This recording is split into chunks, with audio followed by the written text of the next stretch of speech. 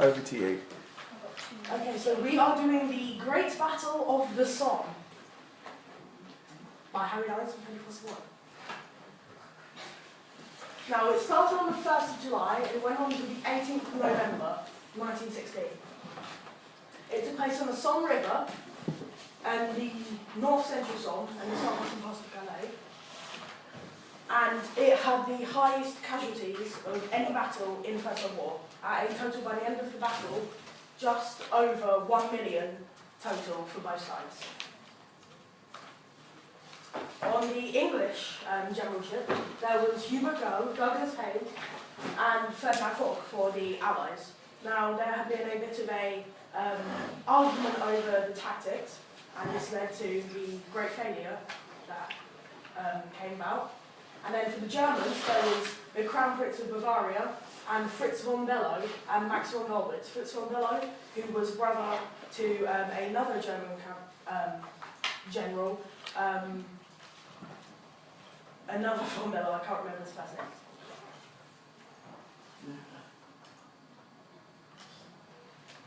So, well, Haig had a master plan, and his plan consisted of 3 parts. First, there will be a massive, large-scale bombardment across the entirety of the German area of the Somme. This was to soften up the German defences, leave them unprepared, and also destroy all of the barbed wire in the process. Unfortunately, although this was the largest bombardment there was in any World War I, it went on for 2 weeks, it didn't work. Only 33% of the bombs didn't explode. They weren't powerful enough to get into the dugouts of the Germans, and rather than destroying the barbed wire, it just tangled it up. Then, with the belief that the Germans had been defeated by the bombs, they sent over all of their men. Well, they sent over 60,000 men in the hopes of taking the trench. And they were weighed down as they believed they wouldn't need to run nor fight. And as they stepped over into no man's land, they were gunned down by the German machine gunners, and they couldn't run due to the amount of they were carrying. And the reason this failed was as there were complications in the information, as it was believed that people did know that the bombardment didn't work, however General Haig was so certain it did that he didn't believe them. General Haig this was one of the greatest military failures of the First World War, and General Haig should have listened to what people were saying and thought of a better plan as soon as he heard that the bombardment didn't work.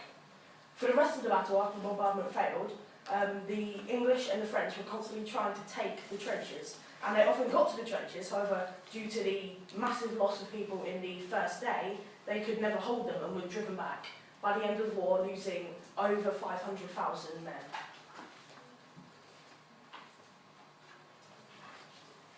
As you can see, hundreds of thousands of men on both sides died, and eventually, after 4 months of fighting, General Haig realised it was pointless and called a mass retreat. Some of the weapons used in the Battle of the Somme, but not limited to, flamethrowers, grenades, mill bombs and jam pots, both forms of grenades, machine guns, pistols, poison gas, rifles, tanks, trench, mortars, and light and heavy artillery. Also, some of the technology that was used consisted of tracer bullets, which made night combat somewhat easier by the British invention of the tracer bullet round, which emitted small amounts of flammable material that left a phosphorescent trail. This flame could also be used to ignite the helium-powered German Zeppelins. Another technological advancement was the interrupter gears. A Swiss engineer, Franz Schneider, patented his idea for an interrupter gear in 1930. A finished version was presented by the Dutch designer Anthony Fokker, whose synchronizer centered on a cam attached to the propeller shaft, allowing the machine gun to fire between the blades of a spinning propeller.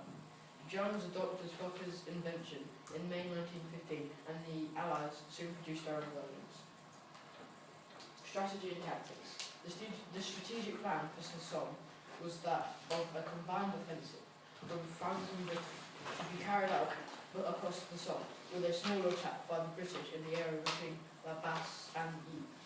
The French Sixth Army would place a corps north of the river to act as a flank for their larger attack to the south of it.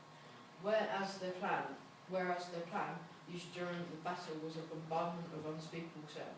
However, the bombardment failed to destroy the German defences or to kill all the defenders, so the attack failed. By the end of the battle, in November, the British had gained a strip of land 20 miles long and its farthest penetration 7 miles deep, having suffered 418,000 casualties, supporting French troops 194,000 casualties, so there was no breakthrough. Further, Germans contained the British attacks with locally available reserves, so to withdraw any troops from fighting at Verdun due to the Somme conflict. Thank you for listening, and we hope you gain something from our presentation.